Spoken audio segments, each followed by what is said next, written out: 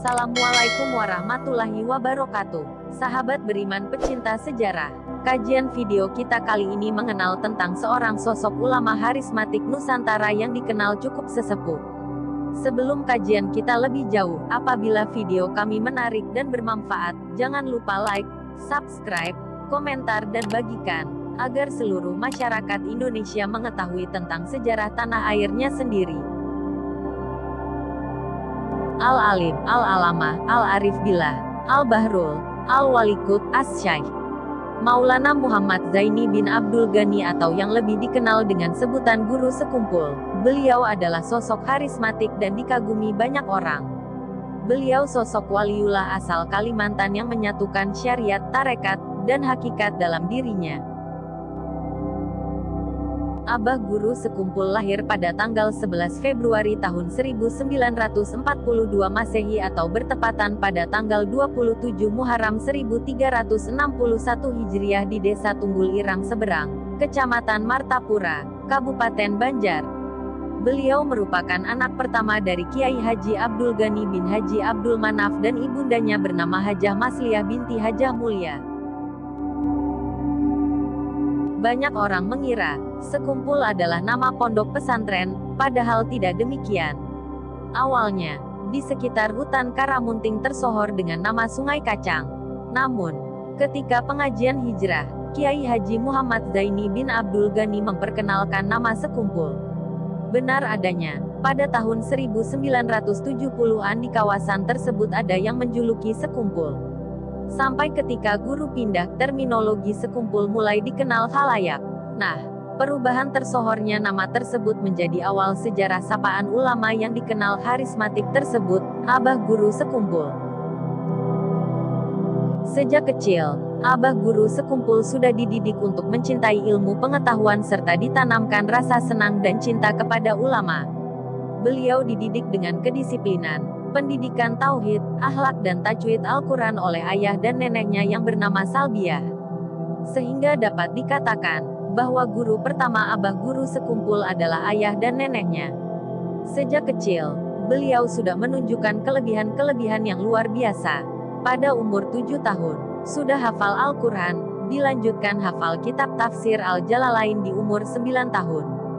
Dalam usia kurang lebih 10 tahun, beliau sudah mendapat khususiyah serta anugerah dari Allah berupa kasyaf hisi, yakni dapat melihat serta mendengar apa yang ada di dalam atau perkara yang terdinding.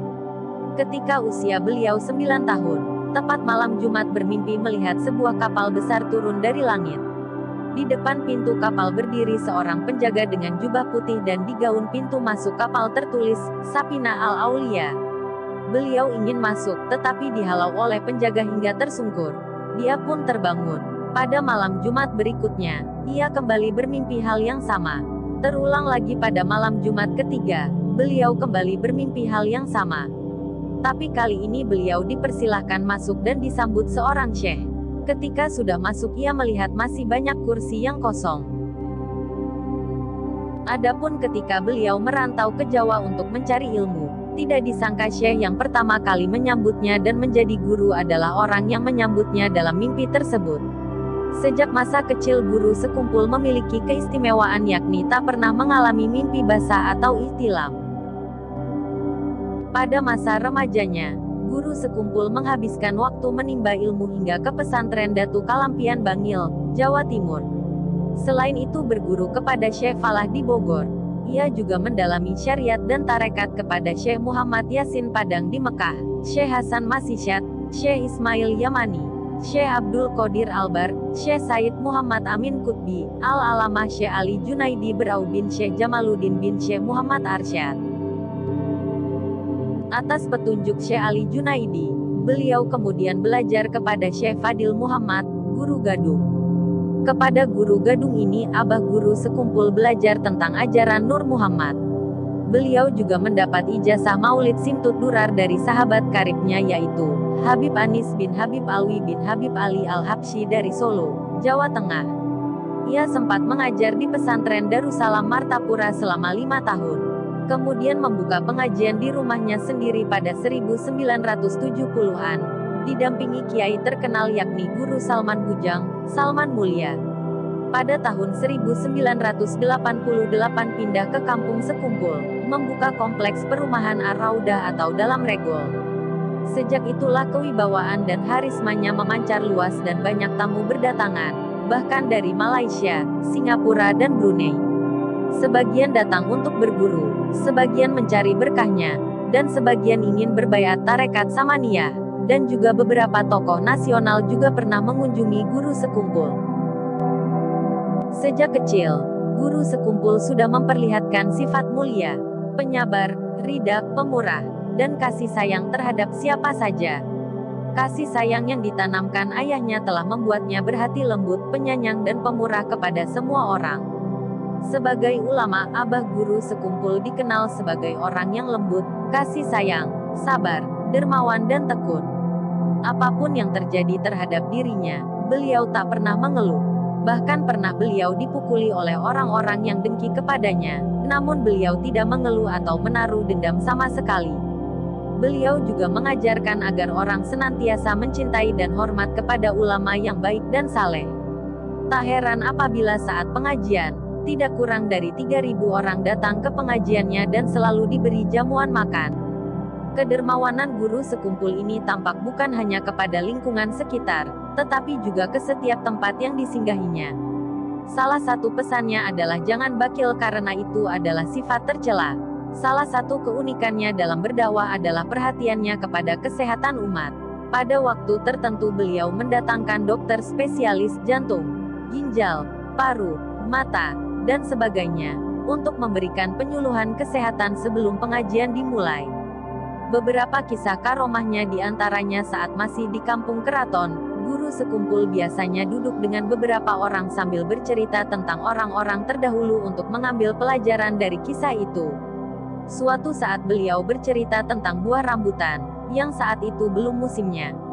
Tiba-tiba beliau mengacungkan tangannya ke belakang, seolah-olah mengambil sesuatu, dan mendadak di tangan beliau sudah memegang buah rambutan matang, yang kemudian beliau makan.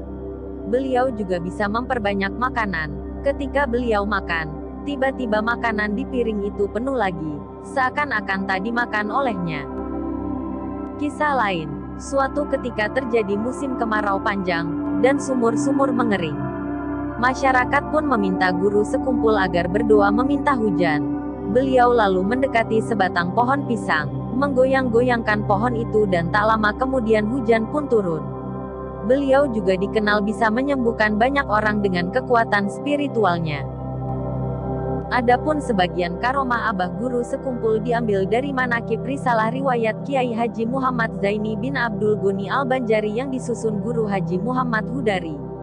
Guru Hudari menceritakan bahwa Abah Guru Sekumpul sewaktu kecil pernah bermimpi bertemu Sayyidina Hasan dan Sayyidina Husin, cucunya Rasulullah yang keduanya membawakan pakaian jubah dan memasangkan kepadanya lengkap dengan surban.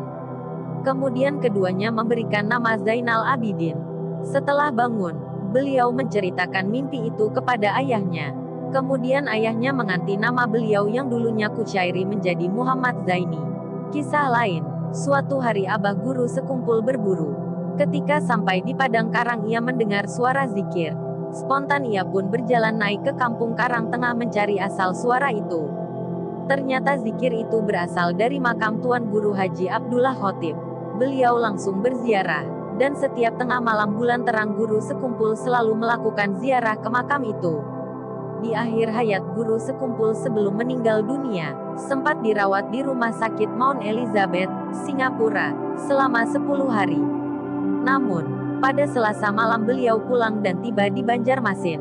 Keesokannya, hari Rabu tanggal 10 Agustus tahun 2005, pukul 5:10 waktu setempat, beliau berpulang ke rahmat Allah. Ribuan orang dari berbagai daerah di Kalimantan Selatan berdatangan ke Martapura untuk memberikan penghormatan terakhir dan mengiringi jenazah beliau hingga ke pemakaman.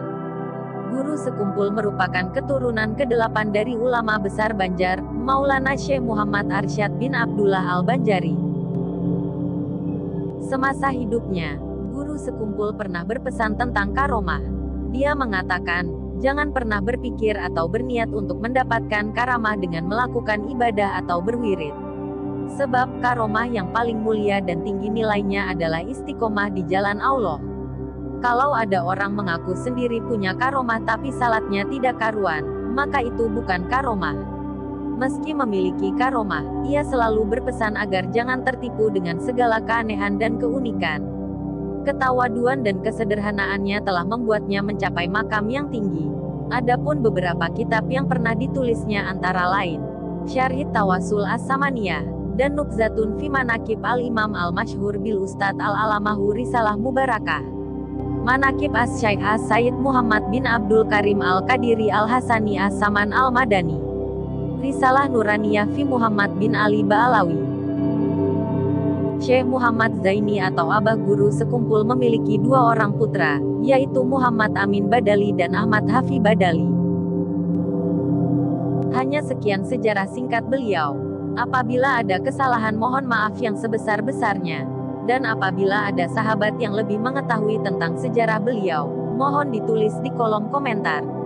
Dan terima kasih atas waktunya menonton video kami.